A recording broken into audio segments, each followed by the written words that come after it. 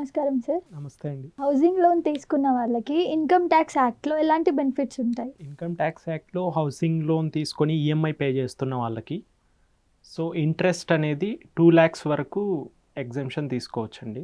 So అంటే మీ ఈఎంఐలో ఇంట్రెస్ట్ పోర్షన్ ఉంటుంది ప్లస్ ప్రిన్సిపల్ రీపేమెంట్ పోర్షన్ రెండు ఉంటుంది. సో అందులో principal repayment up to 1.5 lakhs వరకు మనం డిడక్షన్ క్లెయిమ్ చేసుకోవచ్చు. ఇంట్రెస్ట్ పోర్షన్ మనం 2 lakhs వరకు ఎగ్జెంప్షన్ తీసుకోవచ్చు, provided if it is a self occupied property.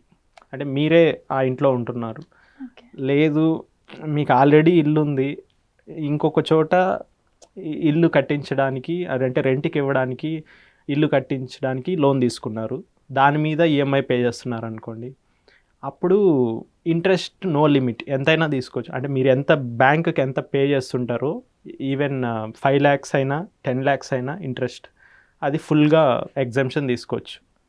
At the same time మీరు ఆ ఇన్కమ్ కూడా చూపించాలి, అంటే రెంటల్ ఇన్కమ్ చూపించాలి, ఈ ఇంట్రెస్ట్ ఎక్స్పెన్స్ చూపించుకోవాలి, రెండు చూపించాలి. నేను రెంటల్ ఇన్కమ్ చూపించను, ఓన్లీ ఎక్స్పెన్సెసే క్లెయిమ్ చేస్తాను ఇంట్రెస్ట్ అనేది అంటే అలా కుదరదు.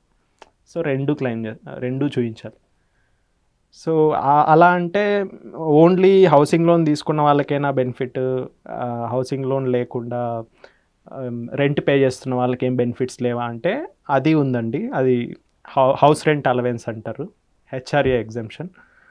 సో అది దానికి ఒక ఫార్ములా ఉంది, దాన్ని బేస్ చేసుకొని విచ్ ఎవర్ ఈజ్ లోయర్ మనం క్లెయిమ్ చేసుకోవచ్చు, ఎగ్జెంప్షన్ క్లెయిమ్ చేసుకోవచ్చు.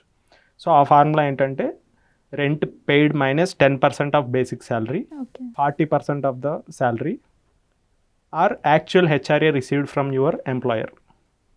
సో ఈ 3లో which ever is lower we can claim as exemption. Thank you sir. Thank you.